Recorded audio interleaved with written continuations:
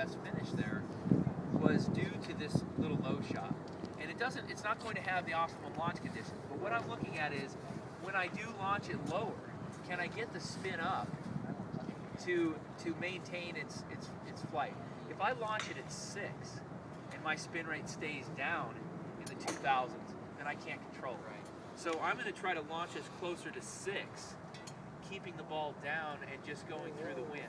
The speed will come down. I'm not hitting it hard. It's more of a directional shot to stay out of the wind.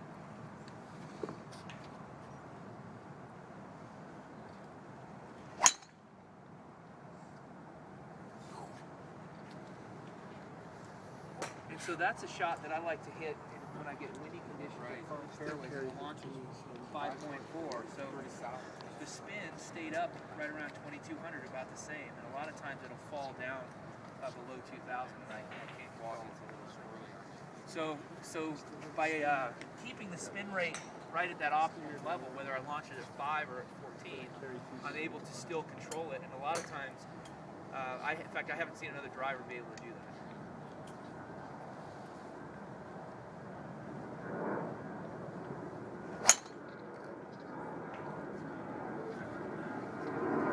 Spin rate should have gone up just a little bit since I cut it, and we got it up to 2600. Ball speed was about the same. The launch was slightly higher, 6.7, because of the slight cut.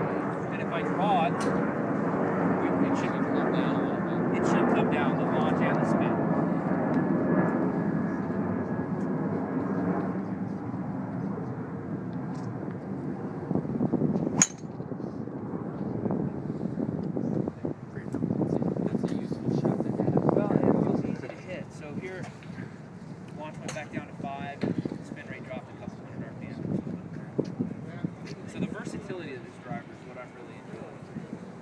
I'll use this same head, put a 46-inch shaft on it, alter the weight fraction to lowering it so that it was a little bit lighter, and then I have my Augusta driver.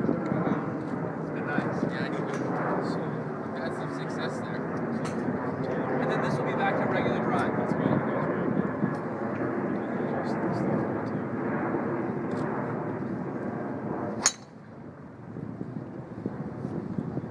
So that turned over so much easier than when we first got it. Right. And then we got the launch spin back to us steadier. Feels good. It's over that out. So this is, I mean, it fits you obviously very, very well. See, the challenge with the adjustability is that I haven't been able to hit those kinds of numbers. I drop my ball speed 3 or 4 miles an hour historically. I've tested other people's adjustable drivers. And this one, my ball speed stays right there with the longest driver I've ever hit, which was last year's version of the FT9. This one's right there with it, but it gives the additional performance characteristics of adjustability. It's great. Do you know kind of some of the, did they tell you a little bit about what's going on in that driver and how it's different from yours, or the old FT9? Well, I know the forged composite gives us the freedom to move weight, right, and not lose the ball speed, and I think that that's been the biggest reason that Callaway has waited, because we didn't want to have a fall on the forged composite has allowed us to maintain the performance and add the adjustability. Yeah, most definitely. Great. So, that one looks like it works out pretty well for you. And obviously, you can hit kind of any of the shots that you want. I'd say it's a good game.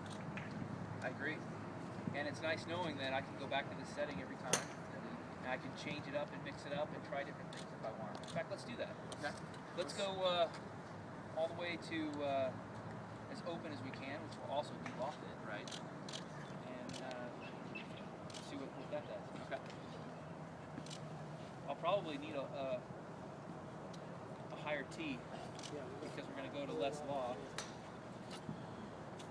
And I've got my little chart here. Although we don't have that on the... That's okay. So for you, pass, use your driver, 3 or 4 of them, all these different conditions for you. So do you think you'll play the same head all year long? Most likely. I'll play the same head all year long. I'll have a couple of backups with me. Just in case, and also sometimes I like to just get it on the right setting and leave it there. And I might once I get this set in my usual spot that I was hitting those last tee shots, I'll probably leave it the same and maybe experiment with another head. What do you think of the sound versus Razorhawk FP9? Hear a difference? Yeah, the sound is come up with it. I like the way the forged composite sounds, as opposed to the Fusion in the past. Even though the performance has been great, the sound now with the forged composite has been a benefit.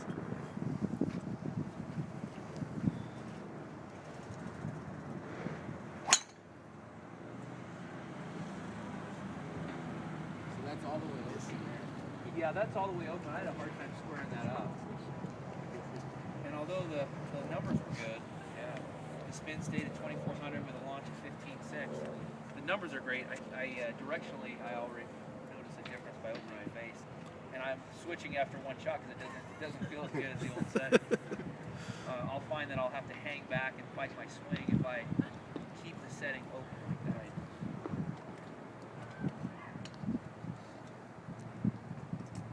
You kind of change a lot when you're out there testing? Set up for the courses, or just keep it in one spot and go? Well, when I first got it, I experimented with different settings because I wanted to see the difference and see how drastic it was, and it really was drastic.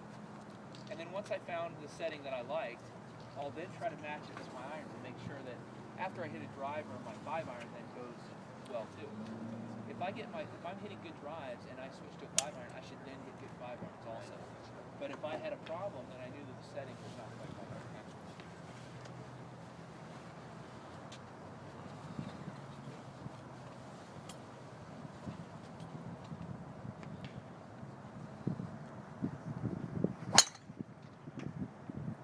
So that's back to a more square set. Yeah, that's a nice high draw there, and it was so much easier to turn over, that I really enjoyed that. You got a double swing over there. Yeah, it's teed up a lot higher than I normally would too. Yeah, so the spin was a little bit, but this is the setting. Let's lower the tee. Back to the smallest one.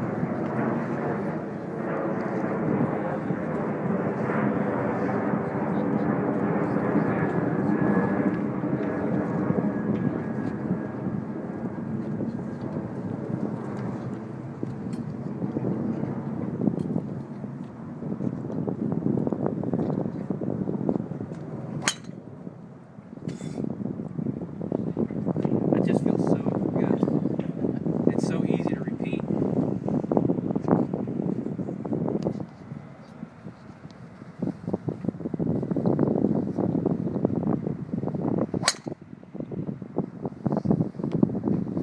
That one